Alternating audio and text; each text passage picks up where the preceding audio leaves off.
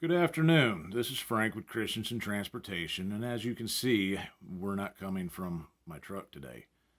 Unfortunately, I'm broke down, so yes, it does happen to everybody. But today's talking point is going to be truck stop etiquette, doing what's right in a truck stop.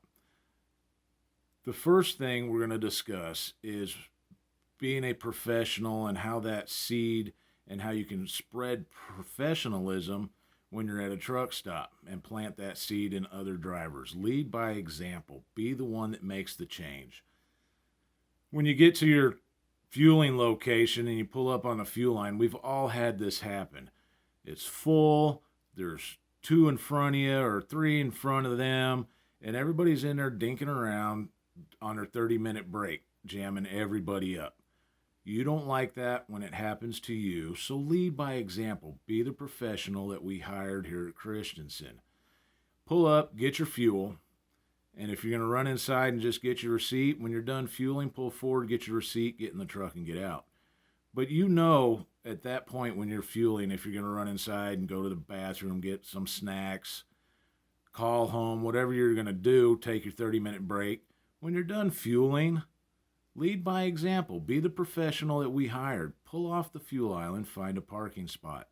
Park and then walk inside. Yes, it sounds like a pain in the butt, but the health benefits that come along with getting up out of the truck and moving around throughout the day outweigh the time lost and sitting there in the truck doing your 30-minute break on the fuel island. Okay, and the same thing when you're at a CAT scale. When you get up on the CAT scale, if you have to go inside and get your scale ticket, pull off the CAT scale. They tell you that. Please park, pull off, park, come inside and get your ticket. Okay, they tell you that. Be the professional. Lead by example. Plant that seed so someone else sees you doing the right thing. More than likely, they will do the right thing. And you might only get one or two people to do the right thing, but those one or two people, you have made a change. And when you make the change for being a professional, someone else catches the bug of being a professional, and it compounds itself extremely. Pull off the CAT scale, park, walk inside, get some exercise, get out of the truck, move around. It makes you feel better, gets you alert, and ready for the rest of your day.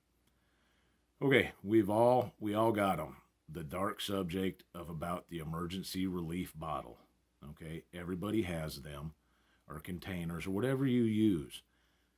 The dark subject of this is that disposal of said product in the bottle. We've all had it happen. You park and the knucklehead next to you that's not a professional rolls down the window and dumps it out in between the trucks, which splatters all over your truck and their truck.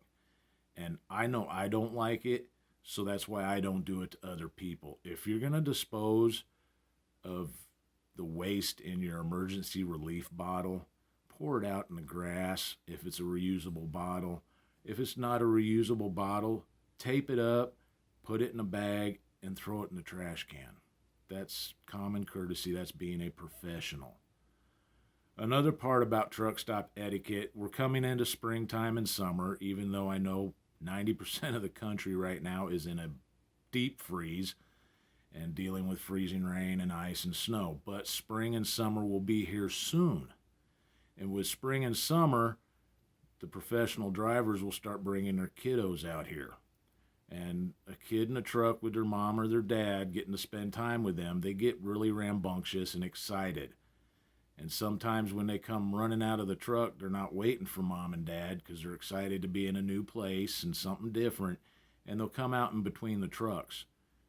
You don't want to be responsible for an incident running over someone in a truck stop, especially a child, okay? Take your time in the truck stop. Slow down. It's not a racetrack. Putt through there 5 mile an hour, 10 mile an hour. That's about all I'll ever do. So if you're jammed up and you're running late and you're behind me, I'm not going to go any faster for you because I don't know what's in between the trucks. I don't know what's walking around out there, especially at night and especially in the spring and summer when the kiddos are out here.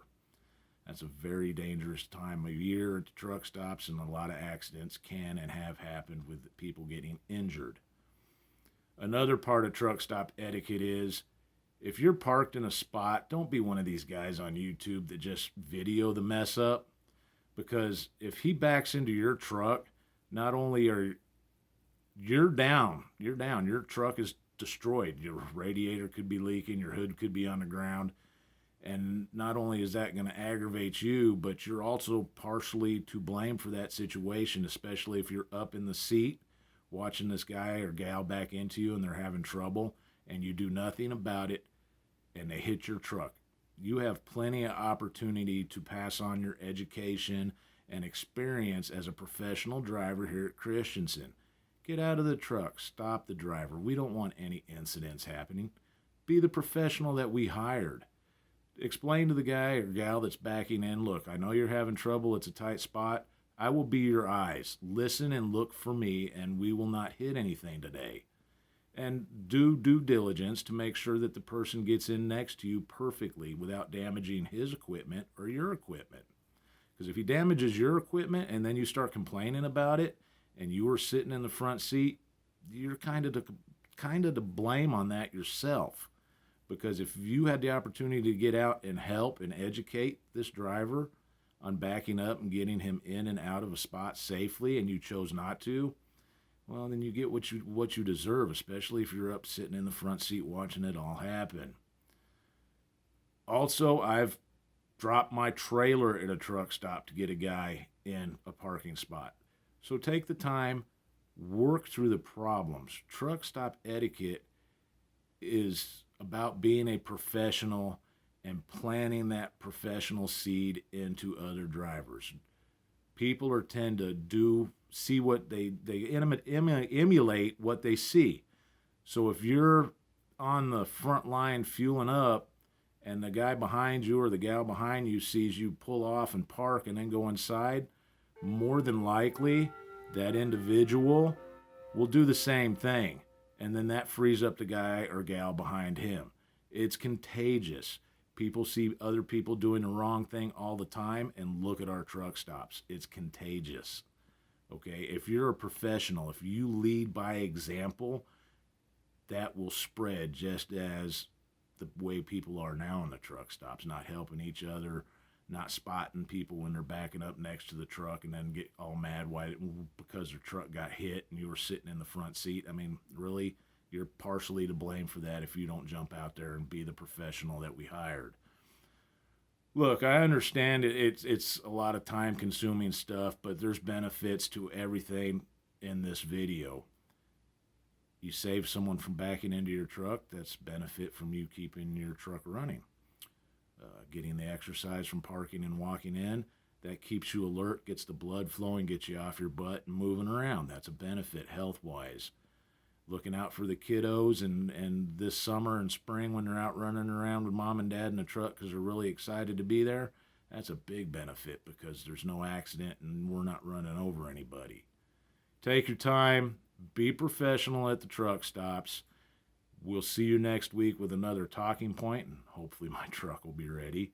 Stay safe, have fun out there, be careful in this winter weather, and if you're out of your comfort zone, call your fleet manager and communicate the issues you're having. Have a wonderful day, and we'll see you next week.